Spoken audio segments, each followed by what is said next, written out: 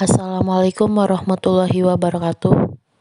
Perkenalkan, nama saya Adinda Dulestari bersama teman saya Abdurrahman Putra, perwakilan dari kelompok 1, ingin mempresentasikan tentang sistem operasi Windows.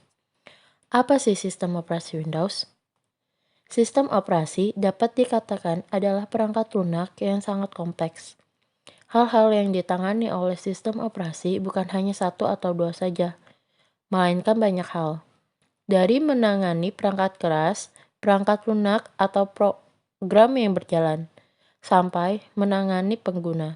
Hal tersebut menyebabkan sebuah sistem operasi memiliki banyak sekali komponen-komponen tersendiri yang memiliki fungsinya masing-masing. Seluruh komponen yang menyusun sistem operasi tersebut saling bekerja sama satu tujuan, yaitu efisiensi kerja seluruh perangkat komputer dan kenyamanan dalam penggunaan sistem operasi. Komponen sistem operasi secara umum. Dari berbagai macam sistem operasi yang ada, tidak semuanya memiliki komponen-komponen penyusun yang sama. Pada umumnya, sebuah sistem operasi modern akan terdiri dari 8 komponen, yaitu manajemen proses, manajemen memori utama, manajemen penyimpanan sekunder, manajemen sistem input-output, manajemen berkas, proteksi dan keamanan, sistem proteksi, jaringan. Manajemen proses. Proses adalah keadaan ketika sebuah program sedang dieksekusi. Sebuah proses membutuhkan beberapa sumber daya untuk menyelesaikan tugasnya. Sumber daya tersebut dapat berupa CPU time, memori, berkas-berkas, dan perangkat input-output. Sistem operasi bertanggung jawab atas aktivitas-aktivitas yang berkaitan dengan manajemen proses seperti pembuatan dan penghapusan proses pengguna dari sistem proses, menunda atau melanjutkan proses, menyediakan mekanisme untuk proses sinkronisasi, menyediakan mekanisme untuk proses komunikasi, menyediakan mekanisme untuk penanganan deadlock. Manajemen memori utama. Memori utama atau lebih dikenal sebagai memori adalah sebuah array yang besar dari word atau byte, yang ukurannya mencapai ratusan, ribuan, bahkan jutaan. Setiap word atau byte mempunyai alamat tersendiri. Memori utama berfungsi sebagai tempat penyimpanan yang akses datanya digunakan oleh CPU atau perangkat input-output. Memori utama termasuk tempat penyimpanan data yang sementara. Artinya, data dapat hilang begitu sistem dimatikan. Sistem operasi bertanggung jawab atas aktivitas-aktivitas yang berkaitan dengan manajemen memori, seperti menjaga track dari memori yang sedang digunakan dan siapa yang menggunakannya, memilih program yang akan di-load ke memori, mengalokasikan dan mendealokasikan ruang memori sesuai kebutuhan. Manajemen penyimpanan sekunder. Data yang disimpan dalam memori utama bersifat sementara dan jumlahnya sangat kecil. Oleh karena itu, untuk menyimpan keseluruhan data dan program komputer dibutuhkan secondary storage yang bersifat permanen dan mampu menampung banyak data. Contoh dari secondary storage adalah hard disk, disket, dan banyak lainnya. Sistem operasi bertanggung jawab atas aktivitas-aktivitas yang berkaitan dengan disk management, seperti free space management, alokasi penyimpanan, dan penjadwalan disk. Manajemen sistem input-output sering disebut dengan device manager, menyediakan device drive yang umum sehingga seperti input-output dapat seragam. Contoh, guna menggunakan operasi yang sama untuk membaca berkas pada hard disk, CD-ROM, dan floppy disk. Komponen sistem operasi untuk sistem input-output. Buffer, yaitu menampung sementara data dari perangkat ke perangkat input-output. Spooling, melakukan penjadwalan pemakaian input-output sistem supaya lebih efisien. Menyediakan drive untuk dapat melakukan operasi rinci untuk perangkat keras input-output tertentu. Selanjutnya akan dijelaskan oleh Abdurrahman. Abdurrahman, dipersilakan. Sejarah Windows. Sejarah Windows dimulai dari DOS Hell for DOS 6 buatan Microsoft dan inginnya Microsoft bersaing terhadap larisnya penjual Apple Macintosh yang menggunakan Graphical User Interface. Microsoft menciptakan Windows 1.0.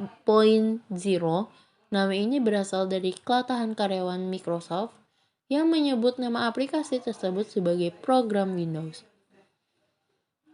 Pertama kali, Windows diluncurkan pada tahun 1985 yang dipelopori oleh Bill Gates, yang merupakan founder Microsoft. Windows 1 ini merupakan percobaan pertama terhadap antarmuka grafis, versi 16-bit. Dengan ciri khas, Windows 1 ini sangat bergantungnya pada penggunaan mouse. Komponen dasar pada Windows, ada 4 komponen pada Windows yaitu desktop, icon, text bar, dan tombol start. Apa sih itu desktop? Desktop merupakan latar belakang atau background pada area kerja sistem operasi di Windows XP. Disinilah dimana semua benda seperti icon dan Windows tampil. Desktop Windows terdiri dari beberapa macam bagian dengan fungsinya masing-masing. Apa sih itu icon? Icon adalah gambar yang mewakili sebuah file, folder, atau drive yang berfungsi sebagai shortcut disebut dengan icon. Icon digunakan sebagai jalan pintas yang menunjuk file tertentu dalam sistem. Ketika diklik, icon itu membuka program yang diwakilinya.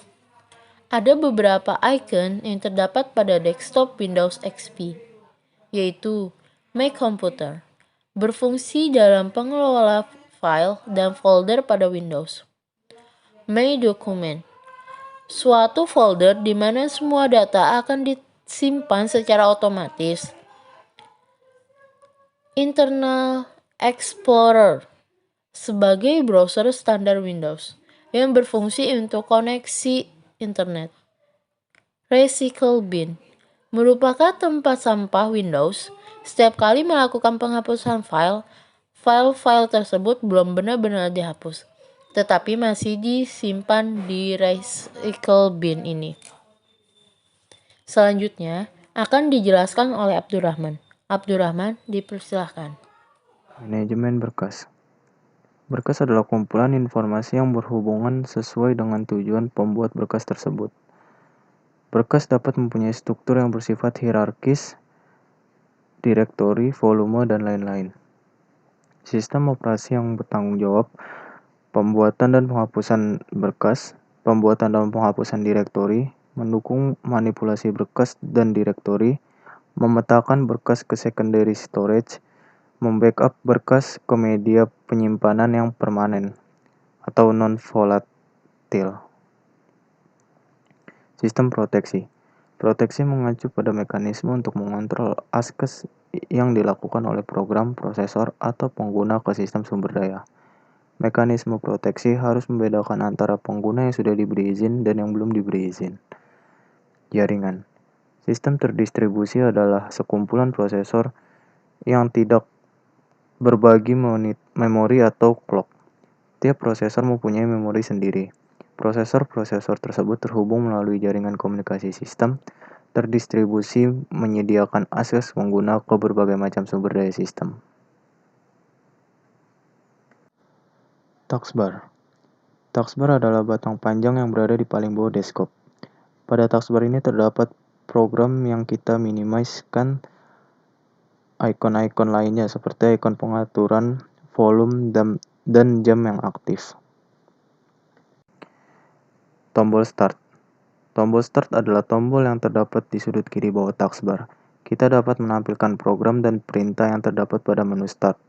Pada menu Start terdapat berbagai macam icon, yaitu icon Programs, menampilkan submenu berupa program-program atau folder-folder yang berisi aplikasi perangkat lunak, icon Documents memberikan pencapaian atau askes yang mudah ke 15 dokumen terakhir yang telah kita buka, icon Setting menampilkan submenu berupa perintah yang memungkinkan pengguna untuk mengubah setup atau susunan komputer, printer, atau menata taskbar, dan lain-lain.